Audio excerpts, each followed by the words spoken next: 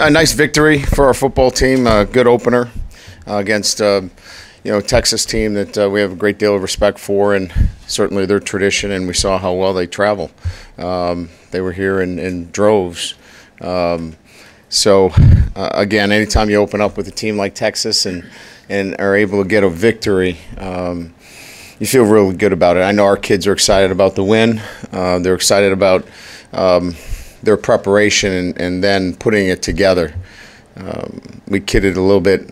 I knew we were excited about playing. Our pregame meal lasted about 2.5 minutes. So they were really excited about playing this game, and really, for an opener, except for a couple of procedure penalties where we at home had a hard time hearing cadence. It was pretty loud, electric atmosphere. We felt like the things that you normally see in an opener were not there, and I think that's attributed to a lot of veterans, a lot of leaders on our football team. So good victory. It's only one. We opened up with a great one against Michigan, so it's a long journey for our football team. We're excited about the win, but we got a long way to go. So with that, we'll open up to questions. Yeah, obviously a knee injury. We do not have an MRI to go on yet. We'll get one tomorrow morning. And then I know I talked to you folks tomorrow afternoon. Hopefully we'll have more information. Did you ever expect Zaire to play as well as he did? Sure, absolutely. We expect all of our guys to play up to what we believe they're capable of. Certainly there's a number of things he can do better.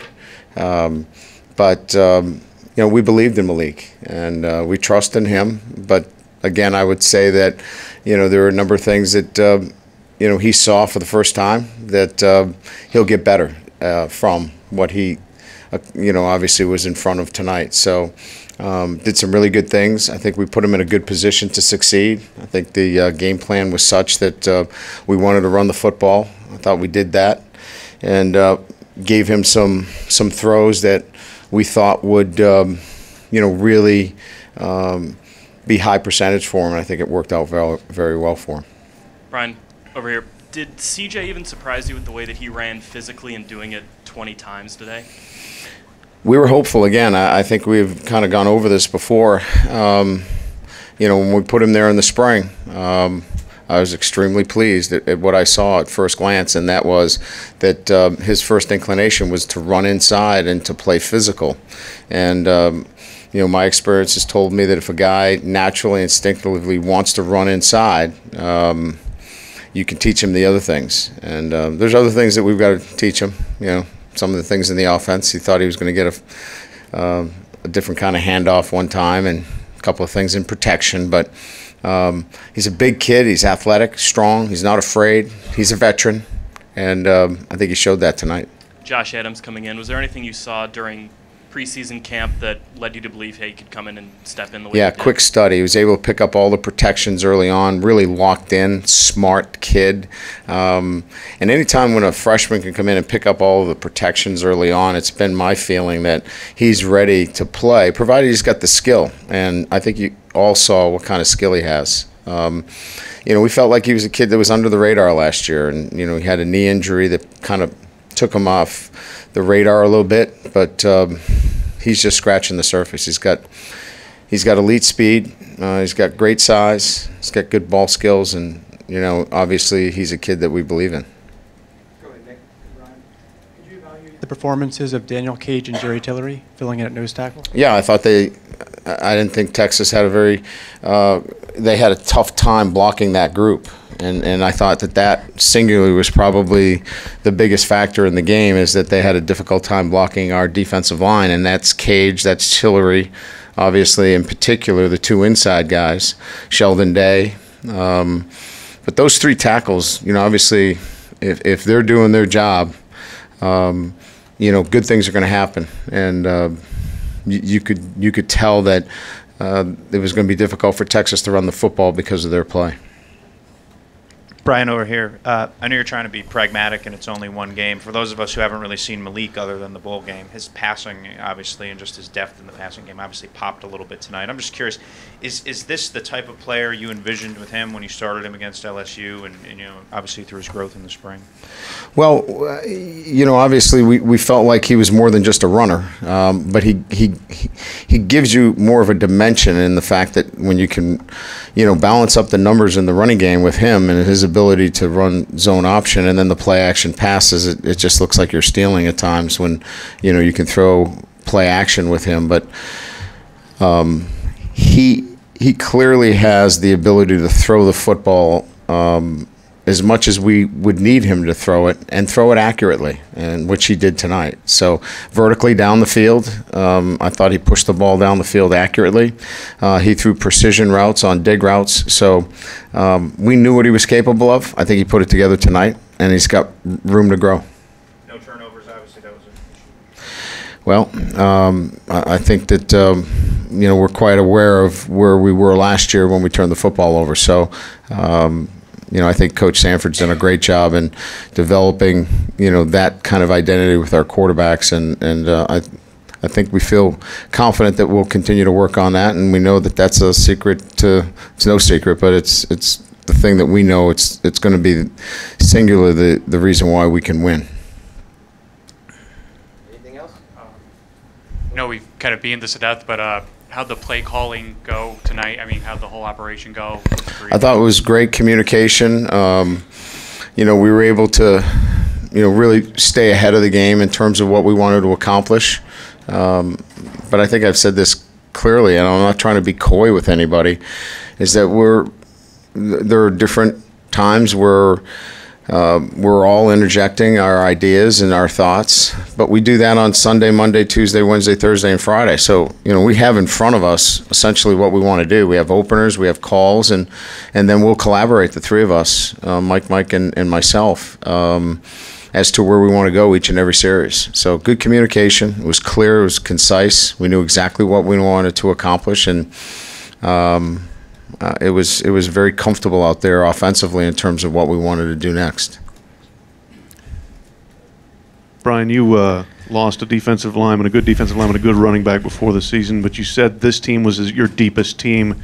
Was the performance by some of the backup guys at those positions tonight an indication of that? I think so, and I think we talked about that in the locker room, is that what's very important for our football team is to continue to, you know, we've got some young guys that we think are still capable of playing for us that are down on the depth chart a little bit, and they kind of have that look like, well, I may never get out of this, you know, position that I'm in. And I told our coaches, it's important that you go to these guys on Monday and let them know they're probably going to get an opportunity to play this year, and to continue to work with them, continue to build their confidence that when we call on you, be ready, because we think we've got some depth that they may have to play for us, and they're quality players. So it's the best depth we've had. I'd rather not call on it continuously, but every football team is going to have to deal with some injuries, and you know, we know we're going to have some after this game as well. Brian, right here. We've only seen Will Fuller like for 14 games, but in virtually each instance, it's so difficult to hold him down over 60 minutes, and he catches touchdown passes in bunches. Besides the elite speed, what has made him the player that he's become? Very deceptive route runner. He sets up his moves extremely well. And, you know, I think more than anything else, you know, when you play the X position, which is to the wide field, a lot of people think that we're not interested in teams aren't interested in making those throws, nor will they attempt to make those throws. We will put the ball out there. We will go make that throw to the wide field, where a lot of defensive coordinators will say they won't make that wide field throw. We'll let them make it. We'll go and make that throw. So we get the ball to Will vertically down the field, where I think a lot of teams sometimes don't challenge the wide field as much. Coach. Yes. I know you got to watch a lot of film after the game with the offensive line, but as the game developed, how did you feel that they were playing as a unit, controlling the line of scrimmage? Much better. I mean, there was a lot of movement, a lot of activity. You could see their backers were running through gaps pretty regularly, and gave us some problems early on. We stayed with our combinations a little bit longer in the second half. I think that Harry did a good job making some adjustments on some of our schemes where, we were kind of locking on and not keeping our eyes on some of the backers. And, we pushed through some of those combinations and were able to pick up some of those run-throughs much better in the second half. So we knew they were going to give us some problems with their athleticism and their movement, and they did at times. But when we were able to pick up their movement, we were able to control the line of scrimmage. On the other side, how important was it for you guys to keep their quarterback's legs kind of contained early on? It was the key to the game for us. I mean, we felt like, with Swoops, if he got out on us and got out on the perimeter, that's where he could make the big plays down the field throwing the football. If we could keep him in the pocket, we felt a whole lot more comfortable with controlling the passing game. But if he was out on the edge, out on the perimeter, we were very concerned about that. So a lot of the things that we were doing were to try to keep him in the pocket.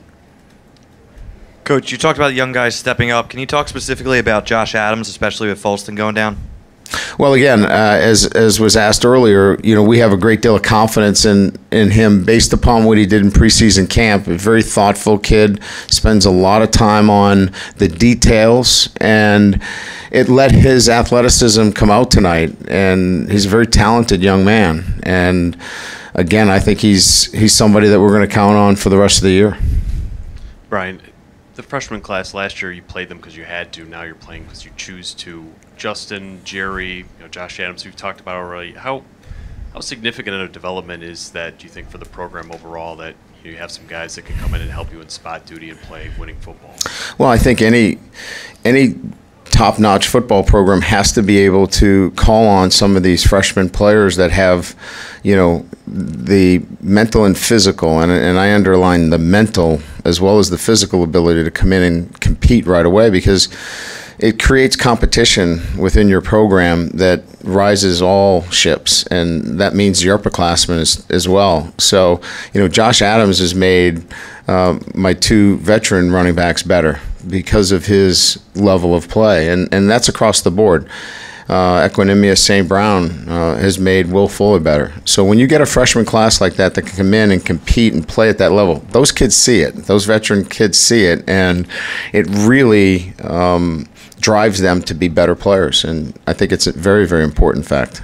In your time here, openers, sometimes you get what you expect, sometimes you don't. Is this as close to exactly what you thought you had throughout August showing up on opening night? I thought we had an athletic football team. I thought we had the best depth that we've had, but you still have to put it together. I thought our special teams, we missed a couple of kicks here and there, but I really liked the way we played. I thought our special teams played with the kind of speed necessary. So all in all, for a first game, this is what you should look like, and it's something that you can build on. Did all the burnt orange in the stadium bother you? A little bit, quite honestly. I think in pregame, but I mean, it's in pregame you're looking around and you see it, and then it just kind of closes in after that. But I was just, probably just looking for something to complain about at that time, because, I had no players to, get on or anything like that. But what I loved was our students. I mean, they were awesome. I mean, just, to see them there early, that was kind of the balancing factor for me, is that when I, saw some orange shirts, I could immediately turn over to our students and see them in just a massive amount of them over there. So it made me feel better. Thanks, guys. Thanks.